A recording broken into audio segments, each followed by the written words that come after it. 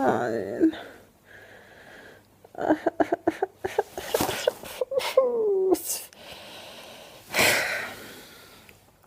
Es ist 4 Uhr morgens. Draußen hat es schätzungsweise minus 10 Grad.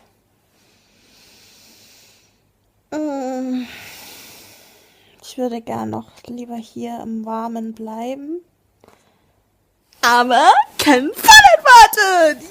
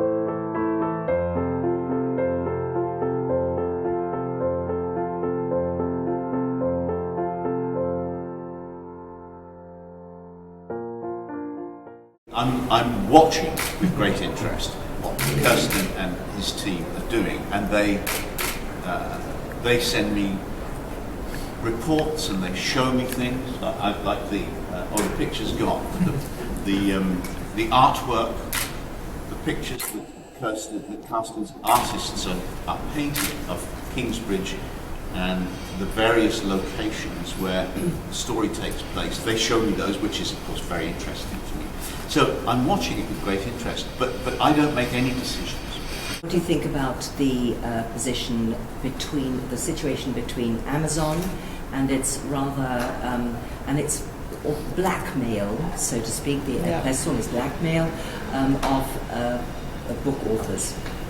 The relationship between Amazon and the publishers. Sorry, beg your pardon, the publishers. Well, one way or another, we have to get on with Amazon. They are our biggest customer. And so there's no point in having a fight with them. It's a negotiation between the publishers and Amazon, but we can't turn our backs on Amazon. They are here to stay. So we have got to find a way. The business has got to find a way to make this work. I don't have a moral judgment to make about it. I'm not going to say, I would not use words like blackmail. I would just say that this is an issue that we as a book community have got to solve. We can't walk away from it. The first book will be a video game. Is there a plan to make from every book a video game? Or? There's no such plan. Who knows? If this is a huge success, maybe Carsten will want to do the same thing with another one of my books, or maybe somebody else's book. But we're a long way from that. Okay. We're just focusing on this one now. Or maybe not so long, but we're certainly not ready to announce anything. Good. Thank you so much. I'm not a blogger, but I do write basically about transmedia, about spaces between media, and how they actually impact each of the media that they are actually interfacing in between. I've recently coined a word called interface-ish, and companies such as Bastei Lübbe are obviously learning to speak this language quite well. My question to you is, why wasn't the first game, sorry Carsten, why wasn't the first game that was made of one of your books made by an English games designer? Why was it a German company that had this idea, the concept, or was this really not the first approach that has been made? It certainly was the first approach, and I have no idea why it was a German as opposed to an English person. Or publisher, I mean. Yeah. Who is your English publisher? I'm sorry. Macmillan is my Macmillan. is And my they don't London have that publisher, Penguin Random House is my American publisher. Right. I don't know why they didn't come up with the idea. Maybe Bastille is just very, very smart. They speak interface-ish. They speak interface. My question pivots around storytelling. Well, you mentioned it earlier. And nowadays, storytelling is the buzzword in the communication business, actually. And my question is, what is the difference between storytelling in literature, in films, and TV series, probably, and in games? Or is there a difference at all in storytelling in those 3, 4? Well, yes. I mean, they're all different, and they're all different techniques. You know, a lot of my stories have been made into television series and movies, and the approach I always take to that is I let the filmmaker do what he or she wants to do, and I don't tell them how to do it. Why? Because they're good at it, and I'm not. I tell stories in words. The filmmaker tells stories in pictures. It's still storytelling, but it is a completely different technique. And I don't know how to tell stories in pictures. I'm actually not a very picture person. You know, I think about words. I don't think in terms of how something might be drawn or filmed. I have people in my family who are absolutely opposite. Think always of the picture and never of the words. I have children and stepchildren involved in this kind of business, and it's interesting to me. My stepchildren can all draw, just naturally. They didn't have lessons or anything. They can do it automatically, and they can't sing. My own children can all sing easily, effortlessly, or play instruments with no effort. They can't draw to save their lives. They're terrible. And so there's something. All right, in my DNA, there are things. And one of the things that isn't in my DNA is pictures. So I work in words, and that's why I'm a book writer and not a filmmaker. And I'm sure the same things, I mean, I'm new to games, but the same things are going to be true of narrative games. That there are going to be there's going to be a special skill involved in making it well, making something that everybody's going to want. And people are going to play, and they're going to say to their friends, there's a great new game, you've got to get this game. Just as I want people to say to their friends, I've just read this terrific book, you must read it. Okay. That's how we sell books. What exactly makes the difference between the needle, the success, and the books before? What did you change in terms of style or writing or ideas? First of all, Eye the Needle was the first book that I researched. My other books, I had just set them in contexts that I knew about, in London where I lived and so on. Eye of the Needle was set in the past, at a time before I was born, and a very special time in history. So I had to research what was life like, everyday life, not just the battles and so on, but when people walked down the street and went to a shop and bought cigarettes, what were the cigarettes called and how much did they cost? And what were the coins that people used and so on? Because all that had changed. So, and the effect of that was to give the novel a texture, a feeling of reality that none of my previous books had had. Eye of the Needle was also the first book I planned. With the others, I just sat down and wrote the first sentence, and then I wrote the next sentence, and that's one reason why they weren't very good. They were not successful. Okay. I planned Eye of the Needle. And also, all my early books were too short, because I was a journalist, so everything... I worked on afternoon papers, so every story on a newspaper like that, every story has to be told in 10 paragraphs. And that was my training as a writer. And I had to unlearn that, and I had to learn to write at a different pace for a novel. And that was very difficult for me. But with Eye of the Needle, I managed to write, instead of a book of 60,000 words, it's a book of 100,000 words. And part of the attraction of reading a novel about the Middle Ages is that it was a very brutal time, a and very cruel.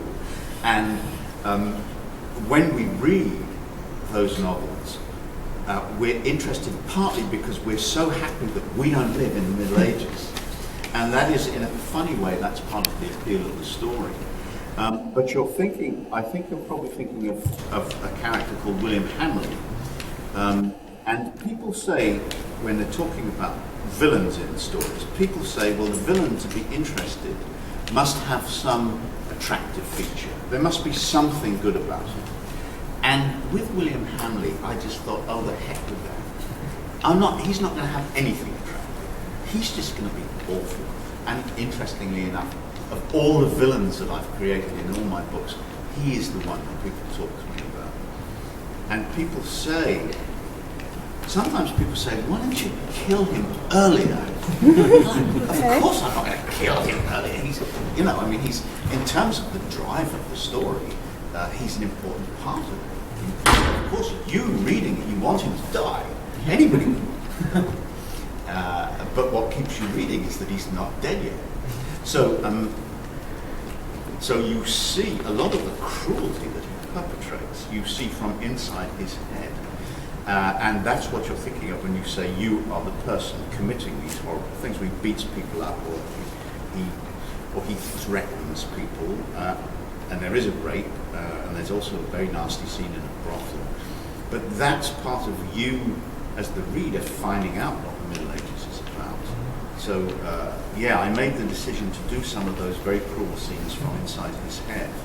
And I've got to say, I don't regret it. I think it really worked. And the book I'm writing at the moment, I've got a character, a French character, who is really horrible. And I don't think there's anything good about him. And I think he's probably going to be the best character in the book. So in literature, I think you can go both ways. Real life, I don't know. Are there people who have absolutely no good about them? I don't know. And last question. Now also, because we're talking about real life, when I research about you, I know that you're part of the Labour Party for a long time, and I mean, I'm personally affected because my parents are refugees, or my father was a refugee. So I would like to know your insight, or what your thoughts are about the current refugee crisis, and especially the UK involvement of your party. Well, there's a paradox here, because my country has benefited for centuries from immigrants. We had, in the period I'm writing about at the moment, 16th century, we had all these French Huguenots who were Protestants who came to England, thousands of them, and they were migrants, and they were persecuted in their own country, and so they fled to another country. And they basically started the British textile industry, which went on to become a huge earner and a very important part of our economy. And all of these waves of migrants have been good for our country, been terrific. You know, for example, English food used to be the worst food in the world. What improved it? It wasn't English people. It was Chinese people, Pakistani people, and French people coming and saying, this food is so bad, I'm going to open a restaurant, and it will be hugely popular because everywhere else in England you can't get anything good to eat. So we've benefited from this, and yet we can, English people, British people hate foreigners.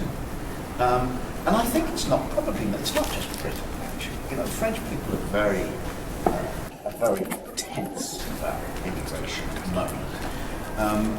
So it's kind of odd, isn't it, that this phenomenon, which has done us so much good for centuries, is actually something which people are also very frightened about. And that's the big paradox. And so that's when these things happen, like that suddenly there's a terrible situation in the Middle East, and there are many people who are looking for a home. And they're probably needed in Europe because we need workers.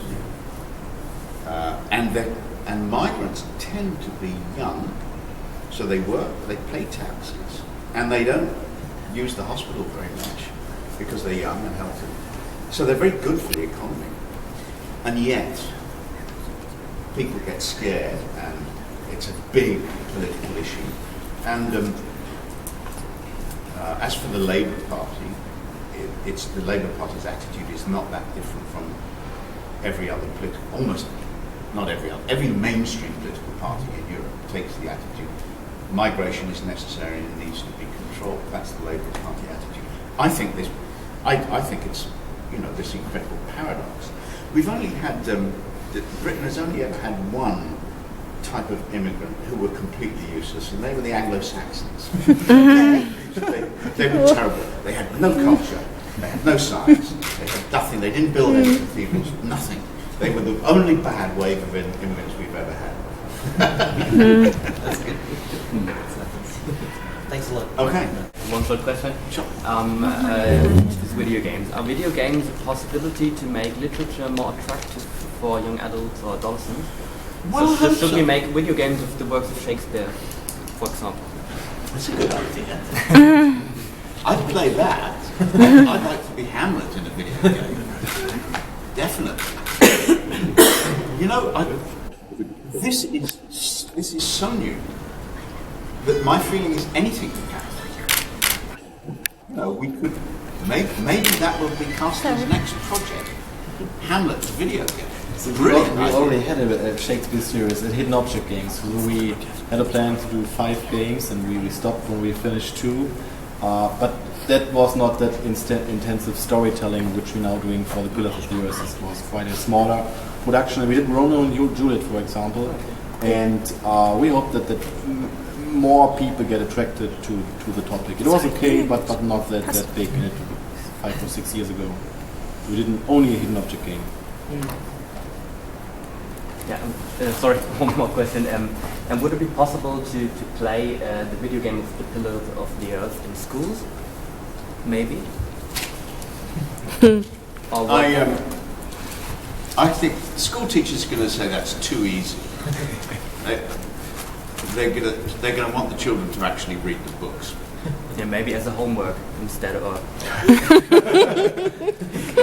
Sounds good to me. Yes. Prerequisite.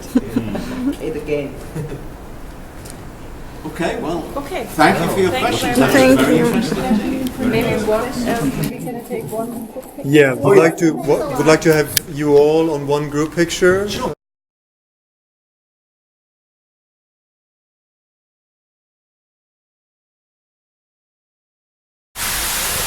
Ich bin kurz vorm Koma. Ich weiß nicht, ob man das sehen kann. Ich würde mich am liebsten jetzt hier hinlegen und schlafen. Nur leider ist es zu kalt und zu nass. Ich kann gar nicht mehr. Das geht einfach nicht nach 2 Stunden Schlaf. Ja, so einen Tag sich vorzunehmen. Aber auch da kann ich mich schon nicht mehr konzentrieren und die Augen fallen mir zu. Und ich sehne mich nur nach einem Bett. Ich dachte, vielleicht mache ich frische Luft wieder wach. Und werde gleich versuchen, mir Kaffee zu besorgen oder Cola. Ich war die ganze Zeit in den Hallen drinnen und es ist so voll, es ist unfassbar. Ich war ja früher schon mal in der Buchmesse, zwar nicht als Fachbesucher, sondern ich bin als Blogger hier, sondern einfach nur so als Besucher. Ich kann mich nicht erinnern, dass es so voll war. Man kommt in den Hallen überhaupt nicht durch, das macht auch keinen Spaß, mega stickig und so. Aber wie gesagt, ich sitze dann viel bei den Bühnen, die ARD hat eine große Bühne, das ZDF und so. Und da kann man tolle Autoren kennenlernen, sich Lesungen anhören, die neuesten Buchtrends erfahren. Yay!